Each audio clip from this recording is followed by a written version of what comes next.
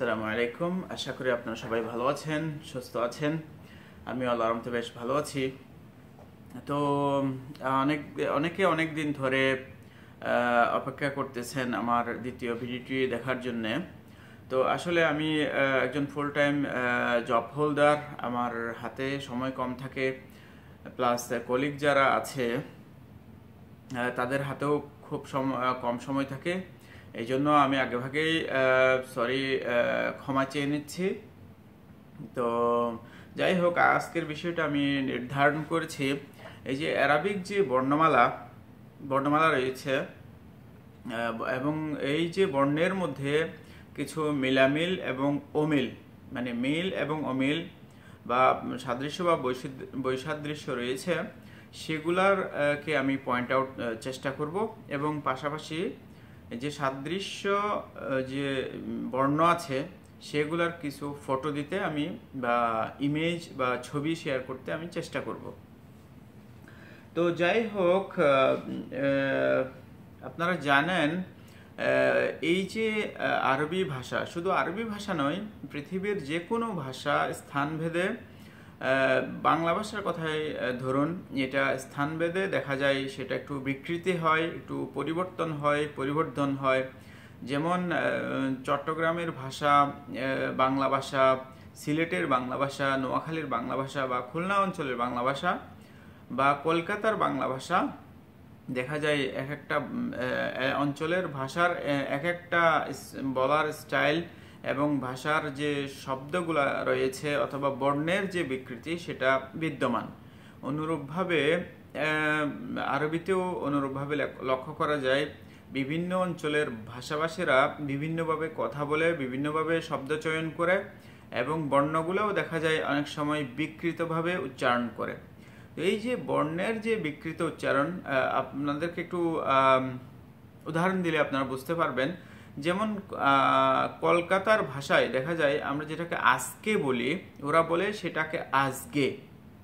সুতরাং এখানে দেখা যাচ্ছে ক এর স্থলে ককে ওরা গ এর মতো করে উচ্চারণ করতেছে। অনুরূপভাবে আমি আপনাদেরকে দেখাবো এই যে আরবির মধ্যে যে কাছাকাছি বর্ণের মাঝে আবার কিছু মিল এবং কিছু অমিল রয়েছে, সেটা আমি পয়েন্ট আউট করে চেষ্টা করব, যাতে আপনারা বিভিন্ন দেশের মানুষের সাথে যখন কথা বলেন, দেখা যায় একটা ইজিপশিয়ান বা একটা মিশরীয় লোক যেটা বলতেছে সালা আসা, সেটা সৌদিরা বলতেছে থালা আছা। আবার দেখা যায় সিরিয়ানরা একটু শক্ত করে বলতেছে থালা আছা, ছালা আছা, এভাবে।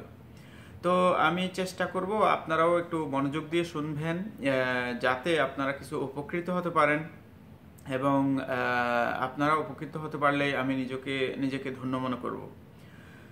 তো বিসমিল্লাহির রহমানির রহিম, প্রথমে শুরু করা যাক সাদৃশ্য।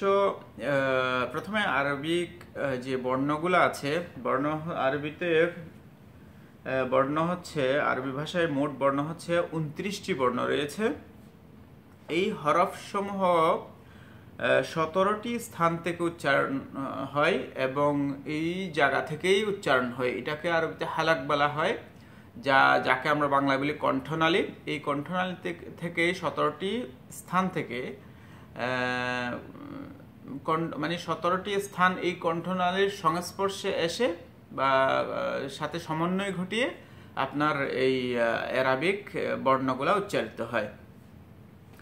আর এই যে উচ্চারণের স্থানগুলোকে আরবিতে বলা হয় মাখরাজ, বা এই যে বের হওয়ার জায়গা, বর্ণগুলা বের হওয়ার জায়গা। এই যে শব্দের বিকৃতির কথা বলছি, দেখা যায় শব্দের বিকৃতির সাথে সাথে দেখা যায় বর্ণের উচ্চারণের মধ্যেও কিছু কিছু বিকৃতি লক্ষ্য করা যায়।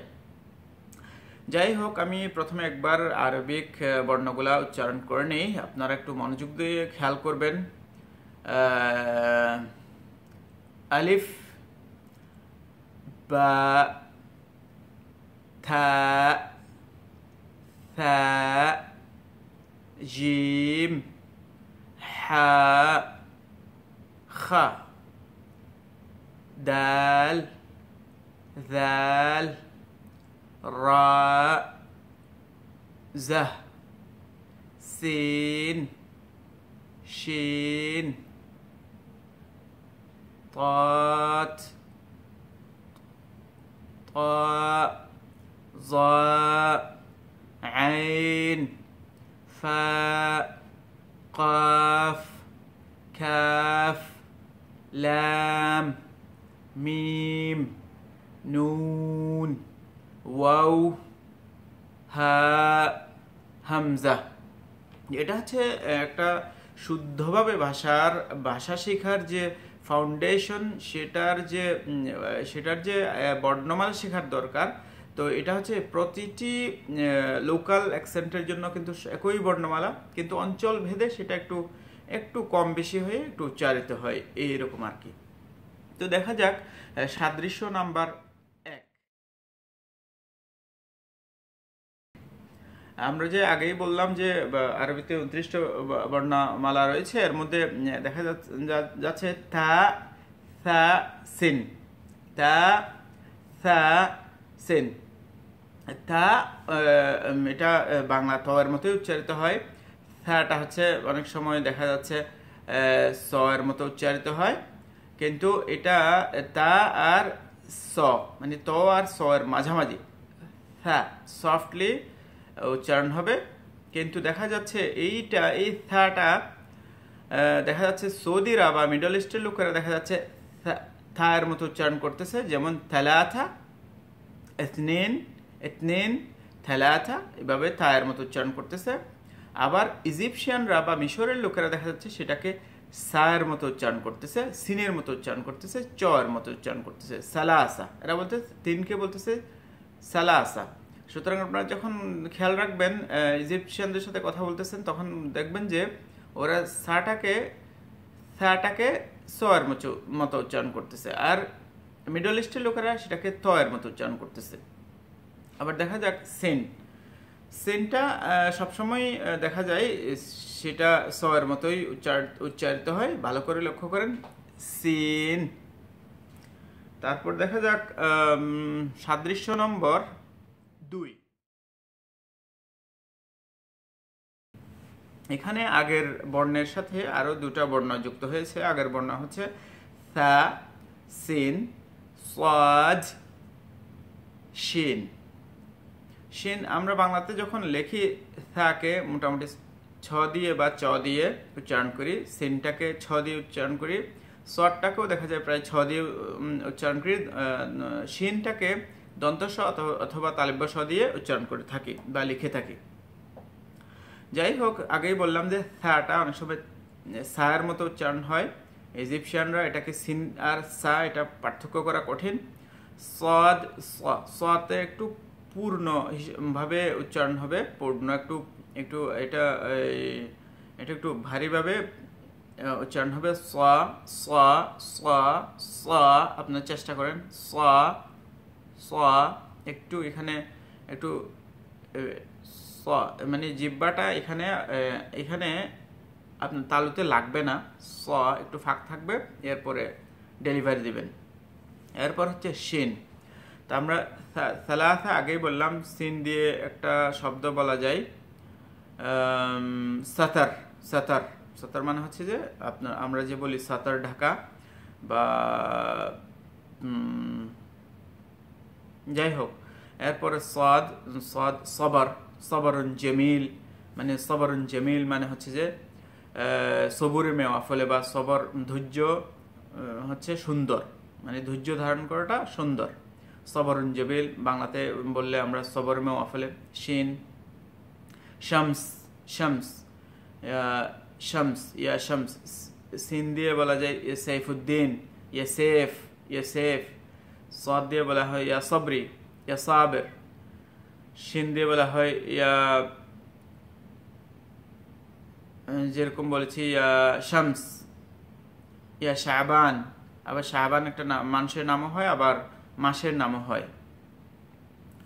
তারপর হচ্ছে সাদৃশ্য নাম্বার 3।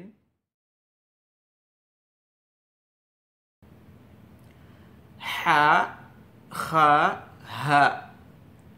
হা আপনারা আগেই জানেন, হাটা যারা বুঝেন যে হাটা আপনার কণ্ঠনালীর একদম ভিতর থেকে উচ্চারণ হবে।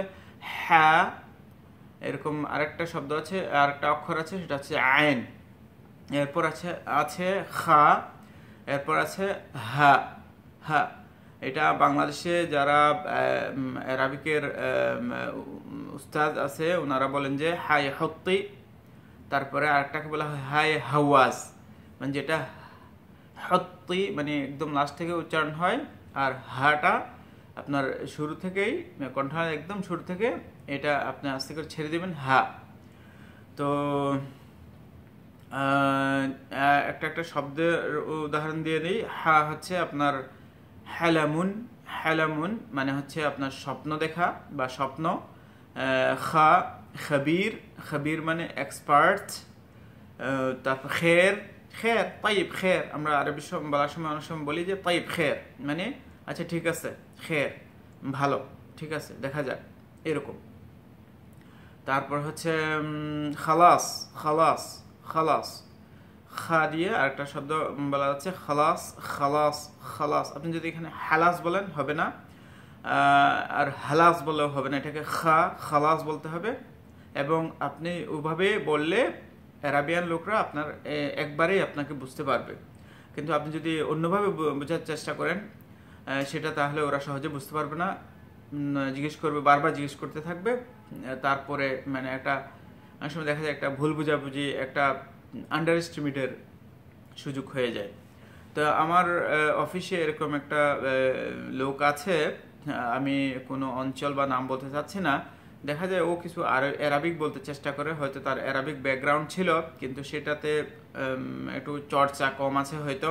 দেখা যায় কথার মাঝে সে তাইব তাইব হাদার হাদার, মানে এই যে হা আইন অপ্রয়োজন ছাড়াই এগুলাকে মানে অন্য বর্ণের সাথে উচ্চারণ করতে চেষ্টা করে, যেটা অ্যারাবিকটা সুন্দর না হয়ে বরং আরো একটু অস্পষ্ট হয়ে যায় এবং বুঝতে আরো বেশি কষ্ট হয়।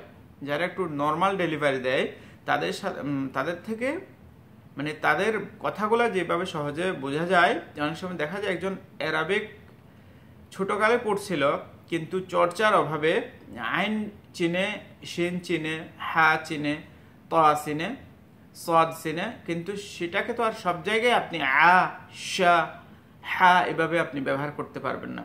তো আপনাকে একটু চর্চা করতে হবে, কোথায় আইন, কোথায় একটু বর্ণগুলা পড়ার দরকার আছে, একটু চর্চার বিষয় আছে। আপনার চর্চা ছাড়া কিন্তু সম্ভব না। আমরা ইংরেজি 10, 12, 15 বছর ইংরেজি পড়ে দেখা যায় আমরা কি বা শিখি, স্পিকিংটাও আমাদের কষ্ট হয়ে যায়। তো সেইখানে আপনি যদি একটা ভিডিও দেখে আপনি যদি মনে করেন যে আমি বেশ ভালো আরবি শিখবো, সেটা না। তবে আপনি বারবার চেষ্টা করলে আপনি অ্যারাবিক শিক্ষিত লোকের কাছে যাবেন যিনি অ্যারাবিকটা ভালো বুঝে, তবে তার কাছে যাবেন অ্যাটলিস্ট আপনি ভাব প্রকাশ করার যে বেসিক যে শব্দগুলো, অর্থাৎ আপনি যেই ফিল্ডে কাজ করেন, ধরেন আপনি একটা কফি শপে কাজ করেন, ধরেন আপনি একটা অফিস বয়, ধরেন আপনি ক্লিনিং করেন, আপনি যে ওই যে আপনার যে এরিয়ার মধ্যে যেই শব্দগুলো আছে, যে বাক্যগুলো আছে, সেই বাক্যগুলো আপনি সুন্দর করে কারো থেকে জিজ্ঞেস করে শিখে নেবেন। এবার চলে যাওয়া যাক 4 নম্বর সাদৃশ্য নম্বর 4, সেটা হচ্ছে দাল এবং দাদ। দাল এবং দাদ অনেক সময় আমরা কি অনেক শিক্ষিত, অনেক অ্যারাবিক শিক্ষিত লোকেরা এটার মধ্যে ভুল করে ফেলে। ইভেন এই যে অ্যারাবিয়ান লোকরাই এরা অনেক সময় ভুল করে ফেলে। তো এটা আসলে ভুল হওয়াটাই স্বাভাবিক, কারণ দেখা যায় বাংলাদেশের যে বাংলা গ্রামার, সেটা একজন গ্রামারটা বা বাংলা ব্যাকরণটা লিখেছেন একজন ব্রিটিশ, যার নাম হচ্ছে নেতানিয়াহু ব্রাসি হেলহেট, এরকম হবে যথাসম্ভব নামটা। তার মানে যেটা বলতে চাচ্ছি সেটা হচ্ছে যে বাংলা ভাষার গ্রামারটা একজন বাঙালি লিখতে পারে নাই, সেটা লিখেছেন একজন বিদেশি। তো দেখা যাচ্ছে যে এখানে আরব লোকেরাও ভুল করে পড়া, কিন্তু ওদের উচ্চারণটা, ওদের মাতৃভাষা, ওদের সমস্যা হয় না, যদিও বা ওদের লিখতে সমস্যা হয়। আমরা যারা বাইরে থেকে আসছি, আমাদের লিখতে অনেক সময় ঠিকমতো লিখি, পড়তেও ঠিকমতো পড়ি, কিন্তু উচ্চারণ করতে আমাদের অনেক সময় ঠিক মতো অক্ষরগুলোকে শব্দগুলোকে উচ্চারণ করতে পারে না।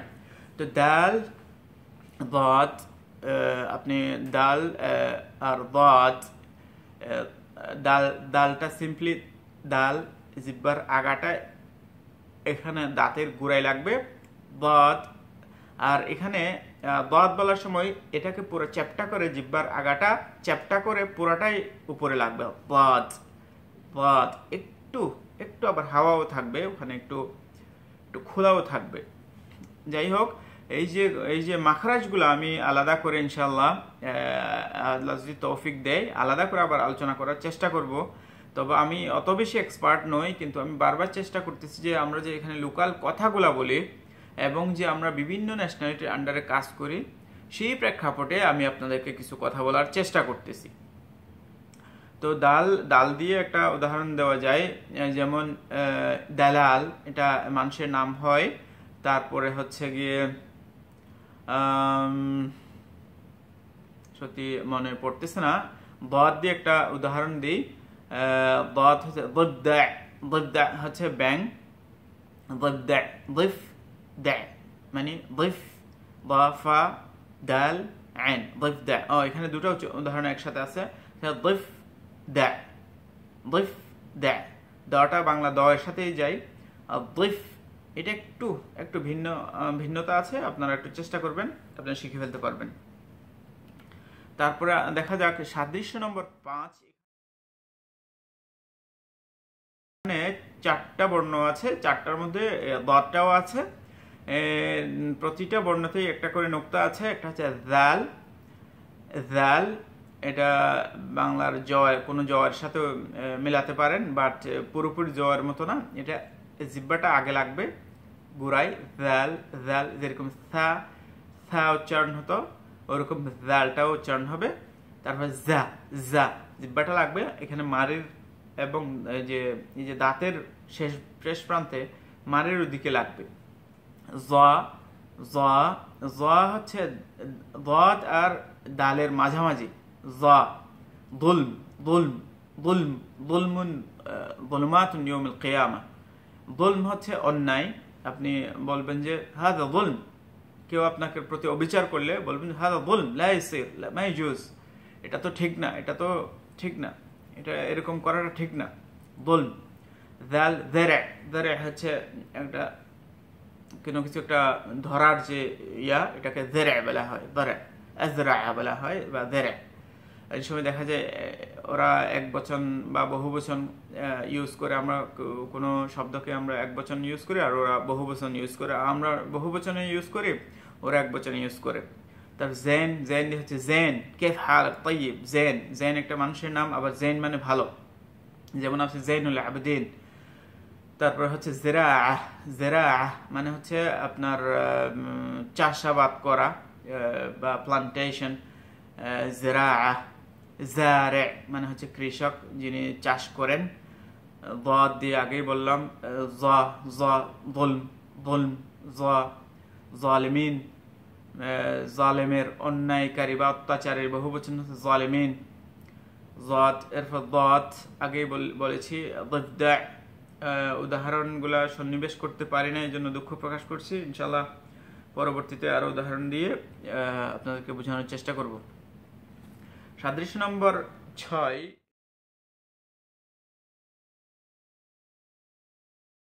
এটা খুব লক্ষণীয় বিষয়, যারা বিভিন্ন আরবিয়ানের সাথে কাজ করছেন, কখনো সৌদিদের সাথে, আবার কখনো দেখা যায় আপনি ইজিপশিয়ানদের সাথে, আবার কখনো সিরিয়ানদের সাথে, কখনো বা যেটা বেলাদেশ শাম বলা হয় ওরকম লোকের সাথে কাজ করছেন, ওদের সাথে এই জিনিসটা আপনারা বুঝতে পারবেন। আলিফ, আলিফ সবাই জানেন এটা অ আ এরকম। আইন, আইন আইনটাকে একটু আপনার একটু এখানে ভিতর থেকে উচ্চারণ করতে হবে। কাফ, এখন দেখা যাচ্ছে আলিফটা আলিফটা আলিফই উচ্চারণ হয়, কিন্তু কাফটা দেখা যায় আলিফের মতো উচ্চারণ করে ইজিপশিয়ান লোকেরা। তারপরে আপনার বিলাদিস শাম, বিলাদিস শামের মধ্যে আছে আপনার ইরাকের একটা অংশ, তা প্যালেস্টাইন। তারপরে আপনার প্যালেস্টাইন, তারপরে আপনার সিরিয়া, লেবানন বা তারপরে জর্দান, এই সমস্ত লোকেরা দেখা যায় কাফটাকে আলিফের মতো উচ্চারণ করে। যেমন কলম, কলমটাকে, কলম হচ্ছে আমরা শুদ্ধভাবে বলে কলম হয়, সৌদিরা বলে গলম, গলম, এটা গাইন, গাইনের মতো উচ্চারণ করে, গয়ের মতো উচ্চারণ করে। আবার যখন আপনি ইজিপশিয়ান বা মিশরের লোকের, এরা বলবে আলম, আলম, আলম, আলম। সিরিয়ানরাও সেম আলম, সিরিয়ানরাও সেম আলম। এখন আপনি সেটা খেয়াল রাখবেন যে আপনি কোন লোকের সাথে ডিল করতেছেন, সেটা অবশ্যই ইম্পর্টেন্ট একটা বিষয়। তো যাই হোক, আমি মোটামুটি চেষ্টা করতেছি যাতে সবাই উপকৃত হয়। এরপরে দেখা যাচ্ছে আবার এই কাফটা আবার সৌদিরা দেখা যাচ্ছে গাফ হিসেবে উচ্চারণ করতেছে, আবার গাফটাকে অর্থাৎ গাইনটাকে কাফের মতো উচ্চারণ করতেছে। উদাহরণ দিয়ে বলা হয় লেগাফা, লেগাফা হচ্ছে আপনার ওয়াহদ ইলেগেফ, লেখাফা, ইলেগেফ। এগুলো আসলে আঞ্চলিক শব্দ, এগুলা ঠিক শুদ্ধ আরবিতে আমার মনে হয় নাই। যাই হোক, তারপরে দেখা যাক আবার এই ইয়েমেনি যারা আছে ওরা সাধারণত ওরা বলে আসল আরব, ইয়েমেনের অর্থনীতি যাই হোক বা ওদের স্বাস্থ্য যাই হোক, ওরা হচ্ছে আসল আরব, মানে আরবদের যে উৎপত্তি স্থল সেটা হচ্ছে ইয়েমেন থেকে। এই জন্য সবাই একটু আলাদা করে দেখে, একটু আলাদা সম্মানের চোখে দেখে ইয়েমেনদেরকে। ওদের স্বাস্থ্য যাই হোক, ওদের অর্থনৈতিক অবস্থা যাই হোক, ওদের রাষ্ট্রের যে অবস্থা যাই হোক, তো ওরা আবার কাফটাকে একদম খুব হার্ড করে উচ্চারণ করে, কাফ, কাফ, কাফ, আনা কুলতুলাক, আনা কুলতুলাক, আনা গুলতেল্লাক।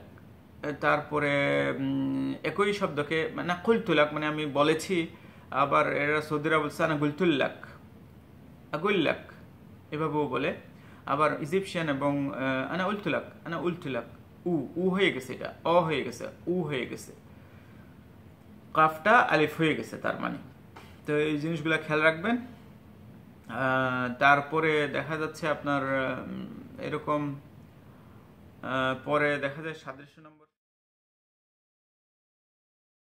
7, এখানে আছে আপনার 3টা বর্ণ, গাইন, কাফ, খাফ। গাইন আগেই বলেছি, গাইন অনেক সময় গোলাম, কাফ, গেলাম।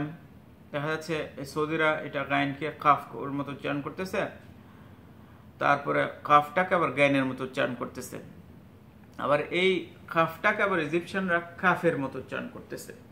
যেমন বিশেষ করে ওরা যখন শুদ্ধ কথা বলে দেখা যাচ্ছে যে ওরা কাফটাকে বলতে পারে না, কিন্তু কোরআন তেলাওয়াতের সময় সবাই কিন্তু মাখরাজটা ঠিকভাবেই আদায় করে, কিন্তু কথা বলার সময় দেখা যাচ্ছে যে মাখরাজটা ঠিকমতো আদায় করে না। তার মানে ব্যাপারটা হচ্ছে যে বাংলাদেশের যে সমস্ত মানুষ দেখা যায় যে আঞ্চলিক ভাষায় কথা বলে, তারা যখন শুদ্ধ ভাষায় কথা বলতে যায় ওরা অনেক সময় ঠিকমতো বর্ণগুলো ঠিকমতো উচ্চারণ করতে পারে না। যেমন অনেকে ওর কথা বলার স্টাইল দেখেই বুঝে ফেলে যে এই লোকটা কোন অঞ্চলের মানুষ, এই লোকটা কি চট্টগ্রামের মানুষ, সিলেটের মানুষ, না নোয়াখালীর মানুষ, নাকি কলকাতার মানুষ, নাকি আসামের মানুষ, না ত্রিপুরার মানুষ। এটা অনেক সময় কথা বলার ঢঙেই বুঝে ফেলে। তো এইরকম আরাবিয়ানরা যখন কথা বলে তখন দেখা যায় যে ওরা ওদের যে ঢং আছে, ওদের যে আরবিক বলার যে অ্যাকসেন্ট আছে সেটার মধ্যে ওরা বুঝে ফেলে। যাই হোক, আশা করি এই লেসনটা থেকে, এই ভিডিওর থেকে আপনারা কিছু ধারণা পাবেন। বিশেষ করে যারা আরবিকে একটু ব্যাকগ্রাউন্ড আছে, যারা আরবিকটা পড়ছেন, অন্তত ছোট কালে মক্তবে গেছেন কোরআন শেখার জন্য, অথবা স্কুলের ছোট ক্লাসে আরবিকগুলো পড়েছেন, অথবা কোনো হুজুর রেখে বাসায় পড়েছেন, তারা কিছু না কিছু উপকৃত হবেন। তবে এই যে আরবিক বর্ণগুলো যদি আপনি শিখতে পারেন, আমি বলবো যে এটা হচ্ছে ফান্ডামেন্টাল এবং বেসিক এবং মৌলিক একটা বিষয়। তাহলে আপনি মনে করেন আপনি ভালো একটা ফাউন্ডেশন দিলেন। ভালো ফাউন্ডেশন দিলে কি হবে? ভালো একটা বিল্ডিং হবে। ভালো বিল্ডিং হলে তারপর আপনার একটা ভালো আউটকাম হবে। তো যাই হোক, আপাতত একটু থাকবে। এরপরে আপনার ভিডিওর লাস্টে একটা নোট আছে, নোটটা কি একটু পড়ে নিই। সেটা হচ্ছে যে নিম্নোক্ত বর্ণগুলো বাংলা বর্ণমালার উচ্চারণের সাথে তেমন একটা মিল নেই। বর্ণগুলো হচ্ছে থা, হা, আইন, কাফ, জা। অর্থাৎ এই বর্ণগুলা বাংলার যে বর্ণমালা আছে সেগুলোর সাথে তেমন একটা মিল নেই। বাকি বর্ণগুলা কোনো না কোনো মতেই, কোনো কিছু 100 ভাগ, কোনো কিছু 90 ভাগ, কোনো বর্ণমালা 80 ভাগ এরকম মিলে যায়। কিন্তু বাকি যে 5টা বর্ণমালা থা, হা, আইন, কাফ, জা, যেই সমস্ত বর্ণগুলো কম মিলে সেগুলো আপনাকে ভালো করেই শিখতে হবে, ভালো করেই প্র্যাকটিস করতে হবে। অর্থাৎ আপনার আজকের প্র্যাকটিসের আমি বর্ণগুলো বলে দিই। আপনারা থাটা খেয়াল রাখবেন, হাটা খেয়াল রাখবেন, আইনটা খেয়াল রাখবেন, কাফটা খেয়াল রাখবেন, ঝাটা খেয়াল রাখবেন, তারপরে জাল খেয়াল রাখবেন, তারপরে হচ্ছে আপনার গায়েন খেয়াল রাখবেন অবশ্যই। তারপরে হচ্ছে আপনার হাটা খেয়াল রাখবেন, তারপরে ঝাটা খেয়াল রাখবেন। তারপরে বাকি বর্ণগুলা মোটামুটি বাংলার সাথে মিলে এবং অল্প একটু চেষ্টা করলে আপনারা পারবেন। তো আজকের মতো ভালো থাকবেন, সুস্থ থাকবেন। এবং ভিডিও শেষে আমি একটা জিনিস বলবো আপনাদেরকে, সেটা হচ্ছে আপনারা যারা পুরো ভিডিও দেখবেন বা দেখছেন, তারা একটা জিনিস, কোনো কিছু স্পেসিফিক শেখার থাকলে, অর্থাৎ এত লম্বা ইয়েতে না গিয়ে, এত লম্বা প্রসেসে না গিয়ে স্পেসিফিক কোনো কিছু একটা শেখার আগ্রহ থাকলে সেটা আপনি বাংলাতে অথবা ইংলিশে লিখে আপনি আমাকে জানাবেন। আমি আমার সাধ্যমতো আমি চেষ্টা করব, ইনশাআল্লাহ অন্তত 1 সপ্তাহে একটা ভিডিও দিতে চেষ্টা করব। সবাই ভালো থাকবেন, আমার জন্য দোয়া করবেন। আসসালামু আলাইকুম ওয়া রাহমাতুল্লাহি ওয়া বারাকাতুহু।